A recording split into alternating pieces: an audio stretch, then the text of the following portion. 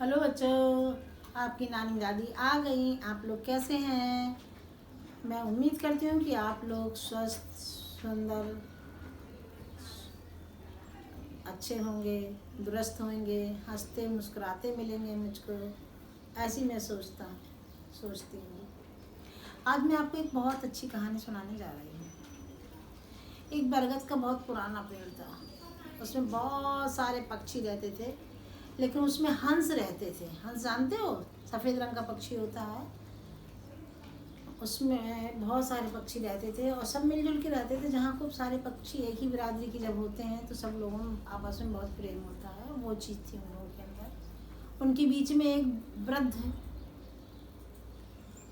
में हंस था, जिसको सभी पक्षी उसको ताऊ ताऊ कह के बुलाते थे। वो बड़ी इज्जत करते थे। वो सबको बहुत अच्छी अच्छी बातें बतलाता रहता था। एक दिन की बात है, वो कहीं से आ रहा था। उसने देखा उस बरगद के पेड़ के तने में एक छोटी सी बेल लिपटती चली जा रही थी, लिपटती हुई ऊपर को चढ़ रही थी।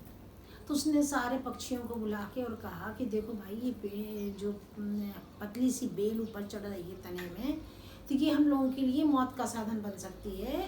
कृपया करके इसको कोई तोड़ दो, हटा दो इस बेल को, ये ऊपर ना चढ़ पाए।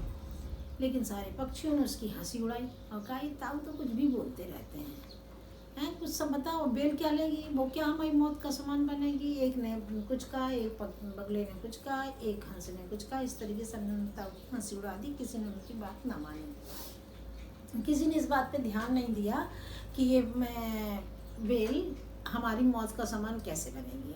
किसी की समझ में नहीं आया। लेकिन वो तो दूरदर्शी थे, वृद्ध थे, बहुत समझदार थे।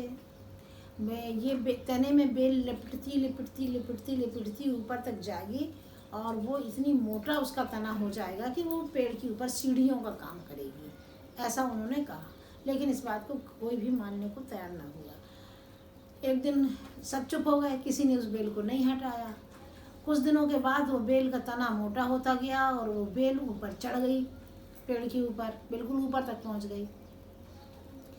एक दिन सारे पक्षी दाना चुगने के लिए उड़ जाते हैं। दिन में सब वाले पक्षी उड़ जाते हैं, पूरा सब खाली हो जाता है और शाम के सब पक्षी लौट के आते हैं। एक पहेलिया वहाँ से निकला, शिकारी। उसने देखा, अरे इस पेड़ पे तो बहुत पक्षी होंगे और ये निश्चित ही बढ़िया सीढ़ी बन गई उसमें। तो उस सीढ़ियों के द्वारा वो चढ़ के पेड़ में और पूरे पेड़ में उसने जाल बिछा दिया।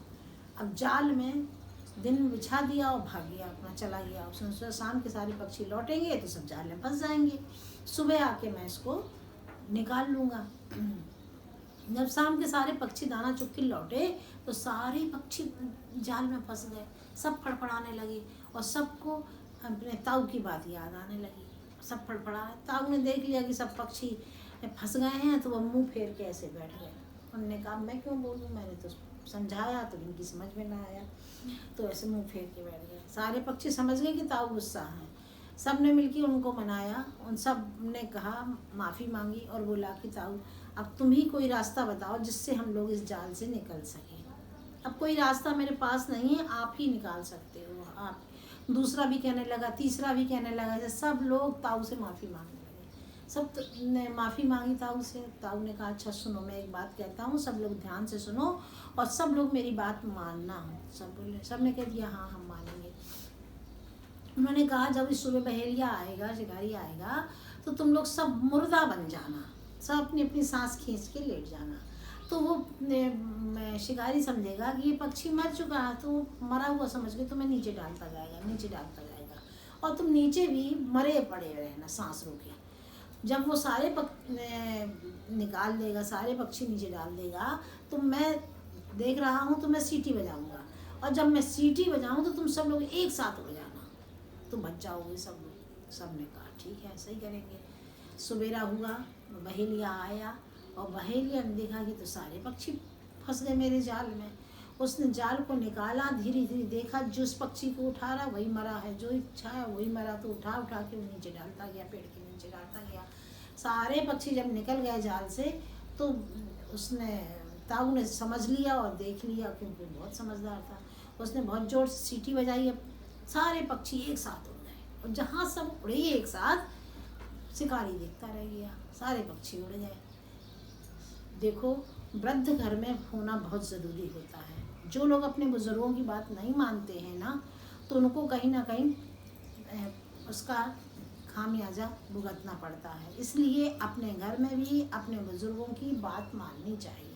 अगर वे सारे पक्षी बगले सारे उस बूढ़े ताऊ की बात मान जाते और उस बेल को हटा देते, तो शिकारी शायद वो पेड़ पर नहीं चढ़ पाता। लेकिन उन लोगों ने ऐसा नहीं करा, अपने बुजुर्ग की हंसी उड़ाई, उनकी बेइज्जती सी करी। अंत में क्या हुआ, सब जाल में फंस गए। ऐसे ही अपने घर की बातें हैं। अपने घर में दादा दादी, नाना नानी, जो भी बुजुर्ग हैं, उन सब की बात अपने को मानना चाहिए। वो कभी भी अपने को अपना बुरा नहीं चाहते हैं, हमेशा अपनी भलाई के लिए ही अच्छी सीख देते हैं। हम लोगों को उनकी सीख को मानना चाहिए।